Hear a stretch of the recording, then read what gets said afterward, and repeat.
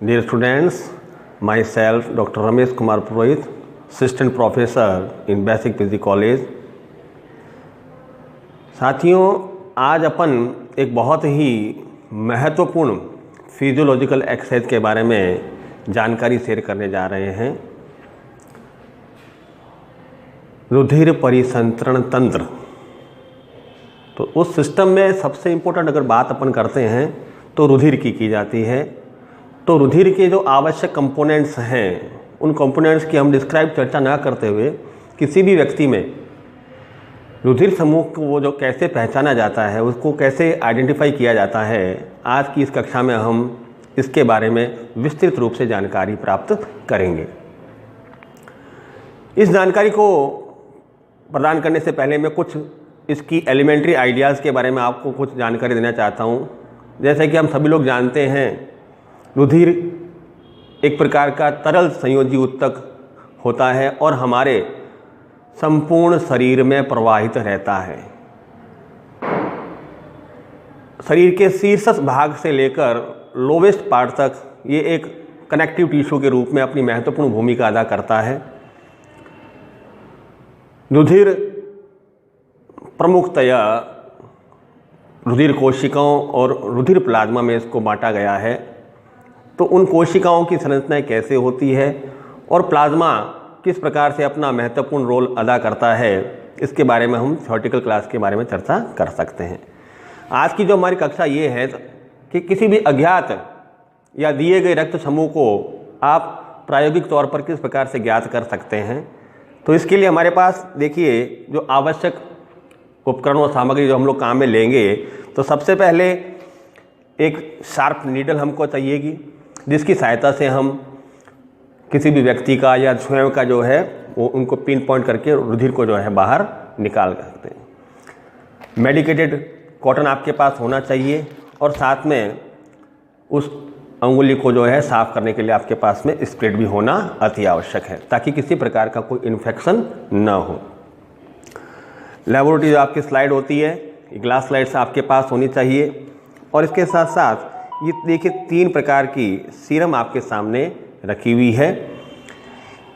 ये सीरम ए है, जिसमें आपके एंटीजन ए आपको जो है शो कर रहा है।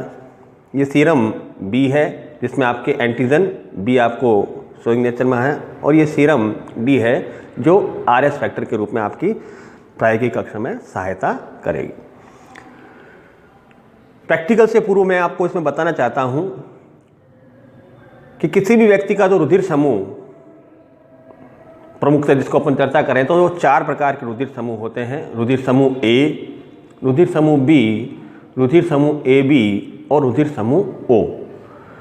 तो ये जो वैज्ञानिक कॉल लैंडस्टीनर, इन्होंने हमें सबसे पहले रुधिर समूह के बारे में बताया था और एंटीजन और एंटीबॉडी की उपस्थिति के आधार पर ही उन्होंने रुधिर समूह को क्लासिफाइड किया था।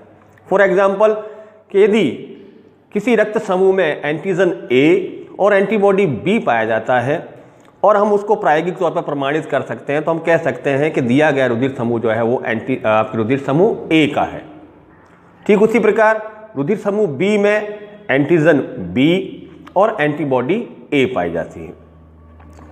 रुधिर समूह ए बी की यदि बात करें तो इसमें दोनों प्रकार के एंटीजन ए व बी पाए जाते हैं, जबकि एंटीबॉडी रुधिर समूह ए बी में नहीं पाई जाती है।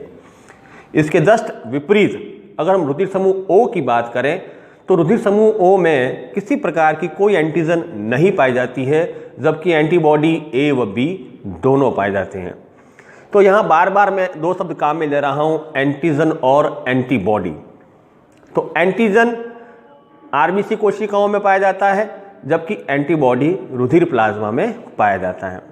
साथियों, एंटीजन और एंटीबॉडी की जो क्रिया होती है वो विशिष्ट होती है, स्पेसिफिक एक्शंस होता है। तो यदि आपके पास कोई अज्ञात रुधिर आपके सामने लैब में रखा हुआ है और आपको कहे कि उसमें से इसको पहचानिए कि दिया गया रक्त समूह कैसा है, कौन से वर्ग से बिलोंग करता है, तो मैंने आपको बताया ये 3 प्रकार की किट आपके सामने है। तो आपने दिए गए रक्त समूह पे जो उसकी ड्रॉप या जो भी आपके सामने उसका जो सैंपल है, और इन तीनों की सहायता से हमको उसको ज्ञात करना है। तो बहुत ही सामान्य तरीके से मैं आपको बताना चाहता हूँ कि यदि आपने जो ड्रॉप डाली और ड्रॉप डालने के बाद यदि आपने इस फर्स्ट ड्रॉप को यूज़ में लिया और आपकी ड्रॉप में उस दिए गए ड्रॉप में एग्लूटिनेशन क्रिया आपको नज़र आ रही है, तो अगर क्रिया नज़र आ रही है तो एक्शन स्पेसिफिक के हिसाब से मैंने क्या बताया, एंटीजन एंटीबॉडी रिएक्शन होगी। और एंटीजन एंटीबॉडी रिएक्शन के आधार पर अगर वहाँ एग्लूटिनेशन हो रहा है तो हम कह सकते हैं कि ये जो दिया गया रुधिर समूह है वो क्या है, ए का है। यदि उसमें इस प्रकार का कोई प्रभाव नज़र नहीं आ रहा है, इट मीन्स ये रुधिर समूह ए नहीं है, तो फिर आप ये दूसरी सीरम काम में लेंगे और उसकी पास में रखी ड्रॉप पे इसको डाल के देखेंगे।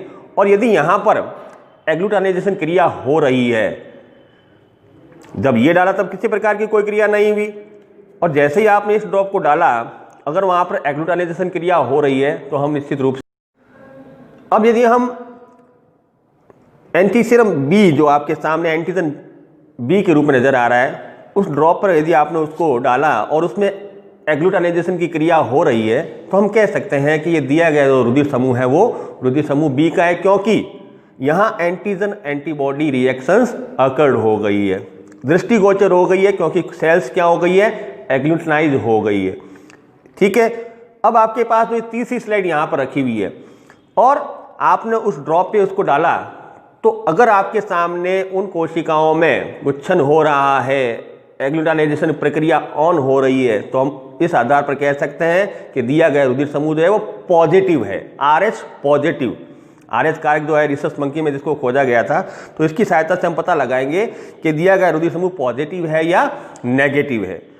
तो साथियों, आप लोगों ने देखा, मैं इस बात को एक बार फिर आपके सामने दोहराना चाहता हूं कि 3 आपके सामने स्लाइड थी, ठीक है, और 3 ही आपके पास में ये क्या है, सीरम के रूप में एंटीजन ए, एंटीजन बी और ये एंटीजन डी के रूप में RH कारक पाया जाता है। जो भी ड्रॉप थी, यहाँ आपने ड्रॉप डाली, इस ड्रॉप पे यदि ये सीरम किसी प्रकार का कोई एक्शन नहीं दिखा पा रहा है, यानी एंटीजन एंटीबॉडी रिएक्शन नहीं हो रहा है, तो हम कह सकते हैं कि भाई दिया गया सैंपल रुधिर समूह ए का नहीं है। और उसी सेम ड्रॉप पे यदि इसने अपनी स्पेसिफिक क्रिया दिखाई तो हम कह सकते हैं एंटीजन एंटीबॉडी रिएक्शन हुआ, और जिस आधार पर हम कह सकते हैं कि दिया गया रुधिर समूह क्या है, बी है। और अगर इसके साथ में ये क्रिया संभावित अकड़ होकर एग्लूटिनेशन क्रिया पूर्ण हो रही है तो हम कह सकते हैं दिया गया रुधिर समूह बी पॉजिटिव है। और यदि ये निष्प्रभावी होती है तो हम कह सकते हैं कि दिया गया रुधिर समूह क्या है, बी नेगेटिव है। तो इसको हम प्रायोगिक तौर पर देखो करके देखना चाहें तो मैं आपके सामने इसको प्रायोगिक तौर पर करके देखना चाहता हूँ। अब आओ, अब देखिए आपके सामने ये नीडल की सहायता से तीनों स्लाइड्स पे जो है ब्लड की ड्रॉप्स ले ली गई है। अब मैं फटाफट देखिए आपके सामने सबसे पहले एंटीजन ए की जो है इस ड्रॉप इस पे डाली मैंने, उसका रिएक्शन अपन नोट करेंगे, बहुत जल्दी से ये काम अपने को पड़ता है।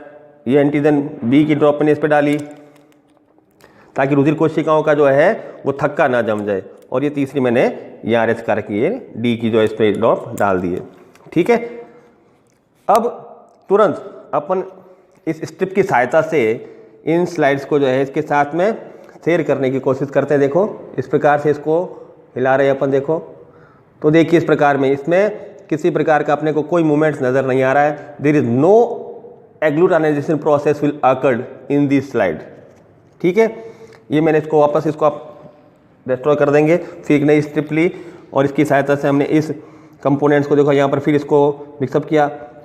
वेल देखो नजर आ रहा है दीज ब्लड सेल्स आर एग्लूटिनाइज, यानी यहाँ देखो गुच्छन हो गया है, कोशिका समूह का गुच्छन हो गया है, तो मैं कह सकता हूँ कि रुधिर समूह क्या है, बी है। इसको फिर आपने यहाँ उसको हटा दिया और देखिए तीसरी की सहायता से देखते हैं कि ये रुधिर समूह पॉजिटिव है या नेगेटिव, पता लगाते हैं। वेरी वेल, देखो यहाँ पर भी रुधिर समूह कोशिकाओं का गुच्छन हो गया है, तो हम डायरेक्टली आसानी से कह सकते हैं कि ये जो हमारे सामने जो रुधिर समूह है वो बी पॉजिटिव का है। ठीक है, धन्यवाद साथियों।